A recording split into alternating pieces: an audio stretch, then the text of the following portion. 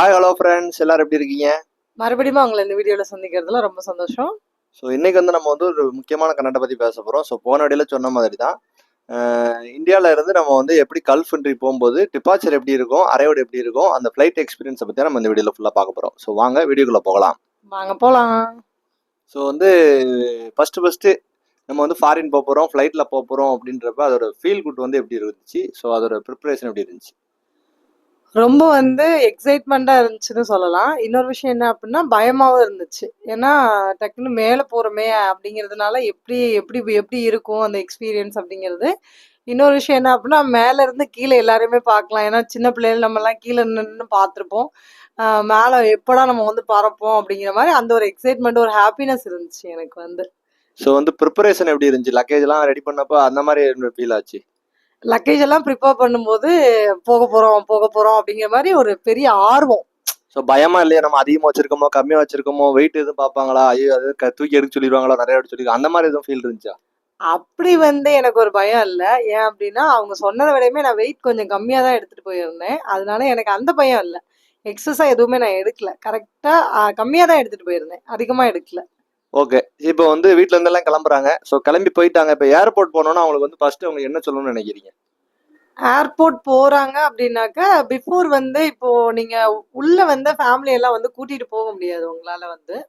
So நீங்க வெளியிலேயே நிற்கும் போது கொஞ்சம் டைம் வந்து ஒரு 1 ஹவர் பிஃபோராவே கூட நீங்க அங்க போய் ரீச் ஆயிருங்க.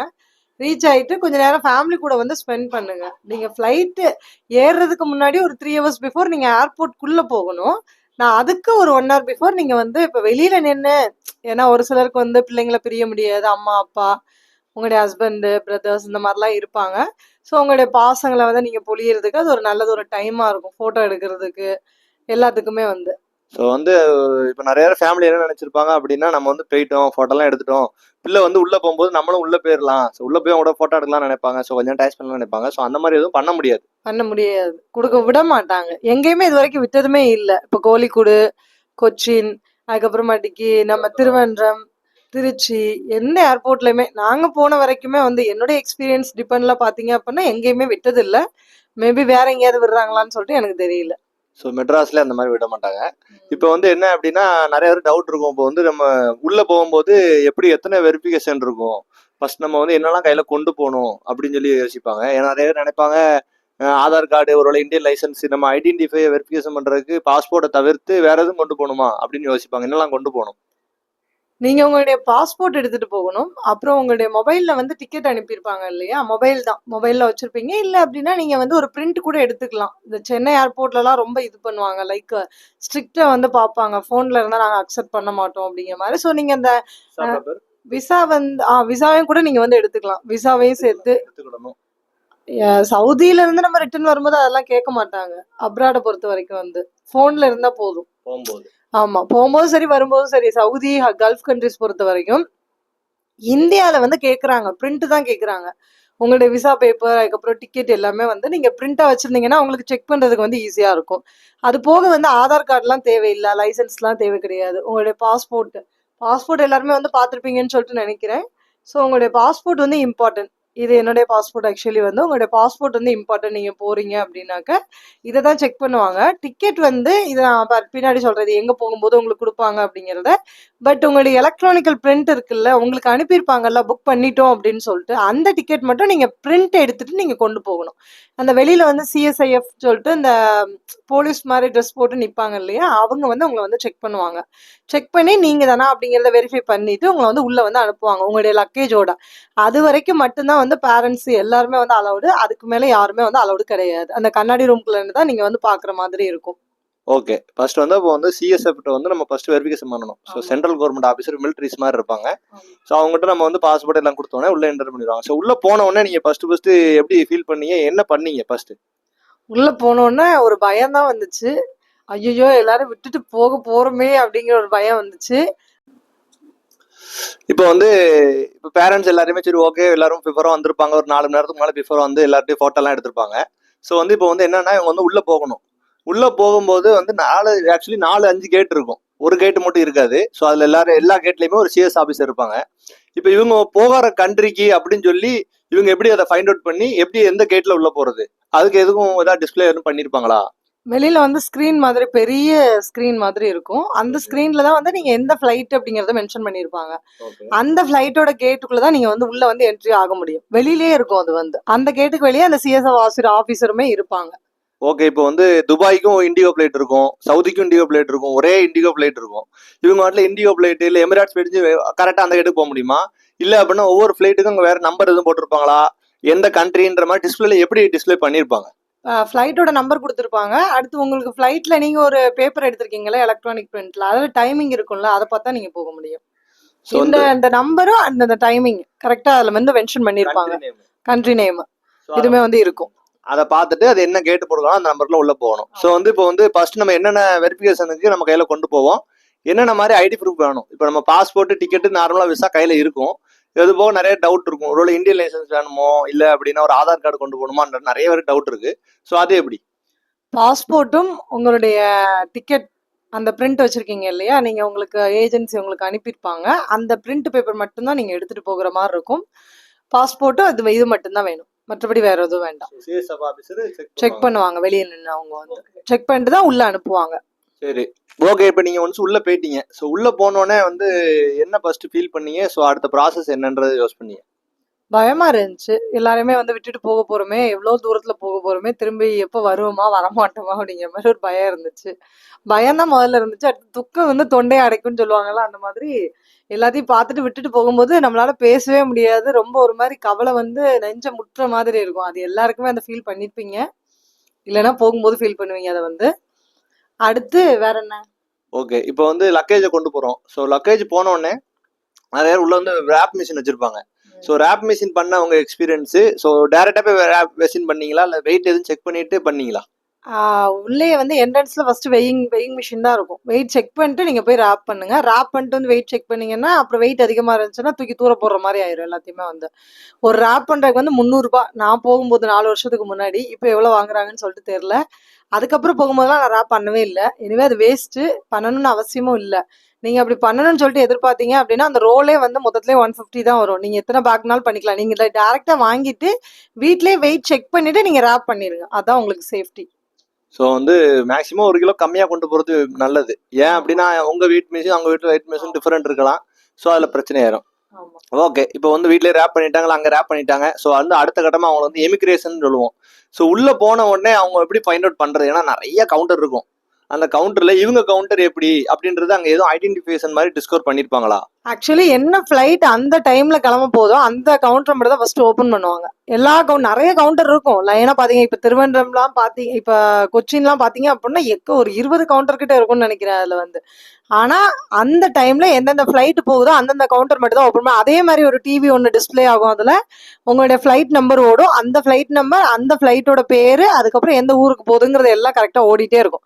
அதை பார்த்து நீங்க போய்க்கலாம். இல்ல அதுவுமே உங்களுக்கு சரியா தெரியல அப்படின்னா அந்த நிக்கிறவங்க கிட்ட ஹெல்ப்பர் மாதிரி இருப்பாங்க, அங்கேயே வந்து நீங்க அவங்க கிட்ட கன்ஃபார்ம் பண்ணிக்கலாம் எந்த ஃபிளைட்டுக்கு போகுது அப்படின்னு சொல்லிட்டு. ஸோ வந்து இங்க உள்ள டிவி வந்து பர்டிகுலரா இருக்கும். எப்படின்னா கத்தாருக்குள்ள டிவி கத்தார்ல மட்டும் காட்டுவாங்க. ஸோ சவுதினா சவுதி டிவி, நம்ம அதை வச்சு கன்ஃபார்ம் பண்ணிக்கலாம். அப்படிதானே? நான் ரேண்டமா வந்து ஒரு இடத்துல டிஸ்பிளே வச்சு எல்லாத்தையும் காட்டாது.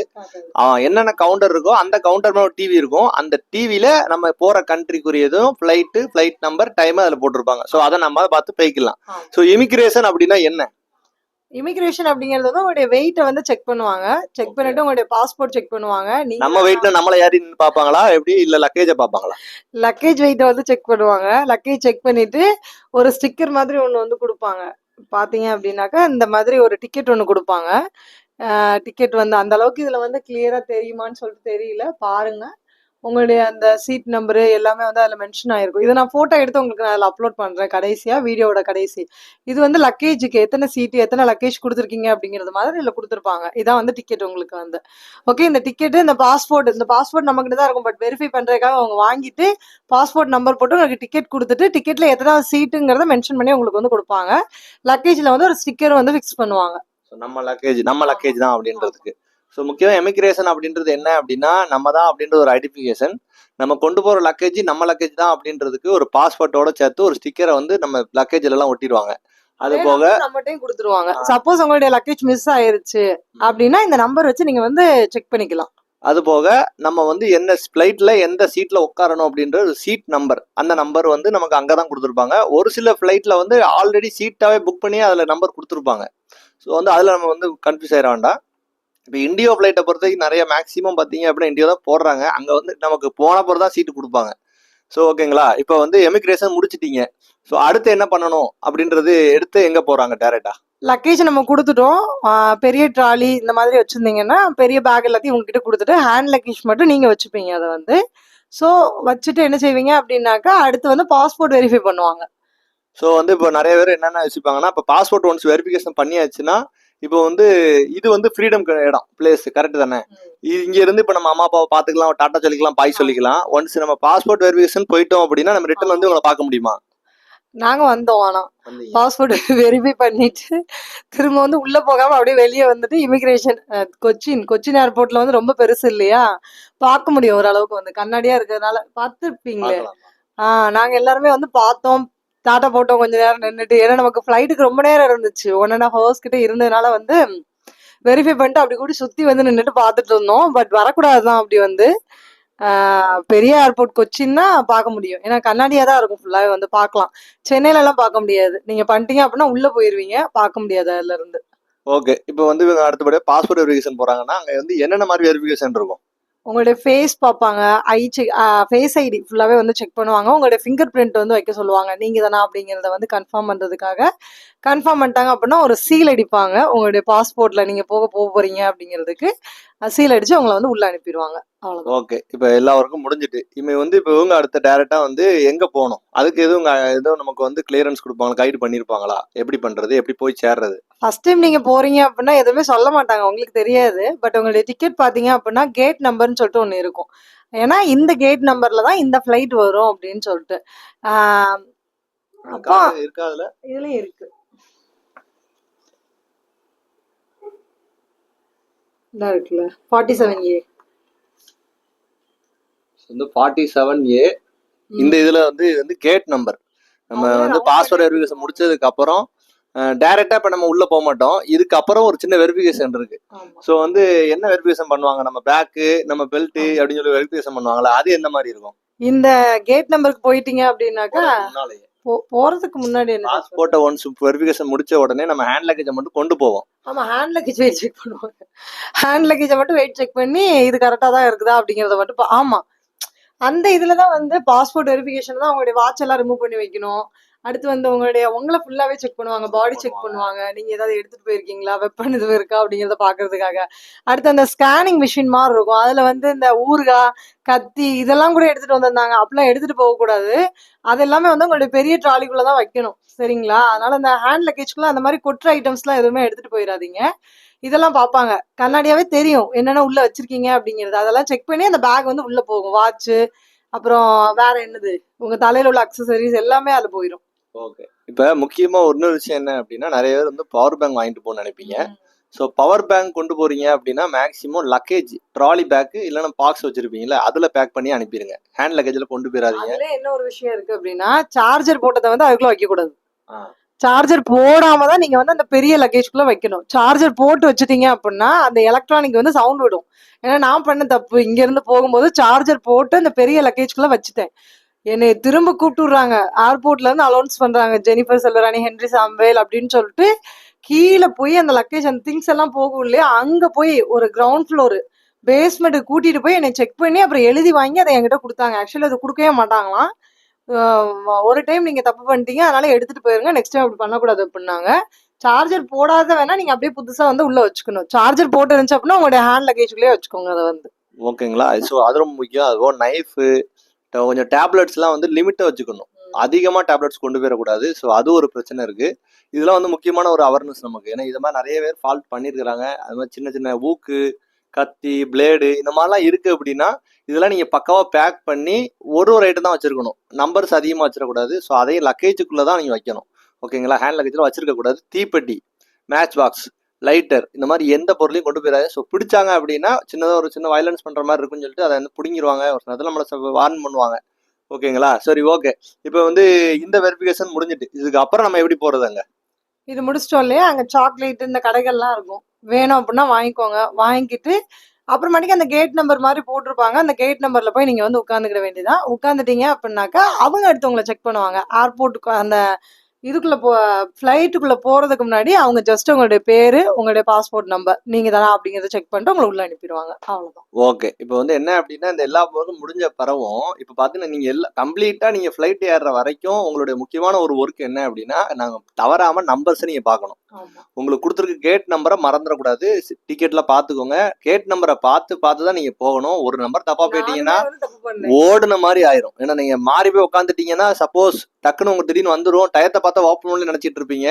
ஏன்னா இந்த மாதிரி நிறைய பேர் தப்பு பண்ணிருக்கேன். நான் தப்பு பண்ணியிருக்கிறேன். ஸோ இவ தப்பு பண்ணியிருக்கிறேன். நம்ம ஃப்ரெண்டு தப்பு. எல்லாருக்கும் நடக்கிற தப்பு தான். ஸோ வந்து கேட் நம்பரை கரெக்டாக பார்த்துக்கோங்க. அங்கே போய் நிற்கிறவங்க 2 பேர் நிற்பாங்க. நம்ம கேட்டுக்கு டைமினா வந்து நிற்பாங்க. அவங்ககிட்ட 2 தடவை போய் கன்ஃபார்ம் பண்ணிக்கோங்க. ஏன்னா திடீர்னு கேட்டை மாற்றிடுவாங்க. லாஸ்ட் டைம் பார்த்தீங்கன்னா நான் மாலத்தீவு போகும்போது கேட்டை மாற்றிட்டாங்க. நாங்கள் ஒரு கேட்டில் உட்காந்துருந்தோம். கேட்டை மாற்றிட்டாங்க. பார்த்தீங்கன்னா எல்லாருமே போயிட்டாங்க. நாங்கள் உட்காந்துட்டே இருக்கோம். திடீர்னு பார்த்தா கேட்டை மாற்றிட்டாங்க அப்படின்றாங்க. ஸோ இந்த மாதிரி நிறைய விஷயம் நடக்கும். ஸோ முன்னால் என்ன பண்ணிக்கோங்கன்னா விசாரிச்சுக்கோங்க. நான் வந்து சீட் நம்பரை பார்த்துட்டு சீட் நம்பர் வந்து 12ன்னு சொல்லிட்டு கேட் நம்பர்ல போய் உட்காந்துட்டேன். எனக்கு ஃபோன் அடிக்கிறாங்க. எங்க இருந்து? ஏரோப்ளேன்ல இருந்து ஃபோன் அடிக்கிறாங்க. உள்ள வந்துட்டீங்களா அப்படின்னு சொல்லிட்டு நான் நினைச்சிட்டேன் ஏர்போர்ட்டுக்குள்ள தானே இருக்கேன். நான் உள்ள வந்துட்டேங்கிறேன். பார்த்தா ஃப்ளைட்டே எடுக்க மாட்டேங்காங்க. மணி எனக்கு 4:40 ஃப்ளைட்டு. 4:30 வரைக்கும் நான் வேற கேட்ல உட்காந்துட்டு இருக்கேன். அடுத்து பாக்குறேன் கேட் நம்பர் வேற. குடுகுடுன்னு திரும்ப ஓடி திரும்ப அங்க போய் உட்காந்து திரும்ப போனேன். அப்புறம் அந்த பாஸ்போர்ட் வெரிஃபை பண்ணுறவர் திரும்ப என்னுடைய லக்கேஜ் எல்லாத்தையும் தூக்கிட்டு அவரு தான் கொண்டு வந்து என்னை உள்ள விட்டாரு. ஒரு 5 மினிட்ஸ் வெயிட் போயிருந்துச்சு அப்படின்னா அன்னைக்கு அந்த ஃப்ளைட்டே நான் விட்டு இருந்திருப்பேன். அதனால இதெல்லாம் நாங்க என்ன தப்பு பண்ணமோ அதை நீங்க பண்ணிடாதீங்க அப்படிங்கிறது தான் இது உங்களுக்கு ஒரு அவேர்னஸ் மாதிரி தான். ஓகே. இப்போ வந்து என்ன பண்ணியிருப்பாங்கன்னா, இந்த ஒர்க் முடிஞ்சோன்னா நம்மளை ஃப்ளைட்டில் ஏற்றுவாங்க. சொல்லிட்டு ஒரு சில இடத்துல டேரெக்டாக ஃப்ளைட்டில் ஏற்றிடுவாங்க. ஒரு சில இடத்துல வந்து பஸ்ஸில் கூட்டு போவாங்க. ஓகேங்களா? பஸ்லையும் கூட்டு போயிருப்பாங்க. எங்க பஸ்ல ஒரு சில இடத்துல பஸ்ஸில் கூட்டு போவாங்க. திரும்ப வரும்போதுதான் வந்து பஸ்ல கொண்டு வந்து விடுறாங்க. ஆனா போறது வந்து ஒரு சில இடங்கள்ல இருக்குமா இருக்கும். மேபி வந்து ரொம்ப தூரத்துல இருந்துச்சு அப்படின்னா கூட்டு போய் விடுவாங்க. சம்டைம் ஒரே நேரத்தில் நிறைய ஃப்ளைட் இருக்கும். அந்த மாதிரில பார்த்தீங்கன்னா பஸ்ல தான் கூட்டு போவாங்க ஒரு சில நேரத்தில். இப்போ நாங்கள் லாஸ்ட்ல போகும்போதெல்லாம் பஸ்ல கூட்டு போனாங்க. நானும் ஒரு 4-5 தடவை போயிருக்கேன். 2 நேரம் டேரெக்டாக கூட்டு போயிருக்காங்க. 2 நேரம் பஸ்ல தான் கூட்டு போயிருக்காங்க. ஸோ வந்து இன்னும் அடுத்த நம்ம என்ன விஷயம் பேசுறோம்? பேசிடலாமா எல்லாத்தையுமே? இல்லை? ஓகே. ஸோ வந்து இன்னும் நிறைய விஷயம் இருக்கு ஃப்ளைட்டுக்குள்ள ஏறினதுக்கு அப்புறம். ஸோ அங்கே எப்படி இருக்கும், இறங்கினதுக்கு அப்புறம் என்ன பண்ணணும் அப்படின்றத பற்றி நம்ம அடுத்த வீடியோவில் பேசலாம். ஸோ இது வரைக்கும் இந்த வீடியோ உங்களுக்கு பிடிச்சிருக்கும் நம்புறோம். ஸோ பிடிச்சதை லைக் பண்ணுங்க, ஷேர் பண்ணுங்க, சப்ஸ்கிரைப் பண்ணிருங்க. தேங்க்யூ. பாய். See you.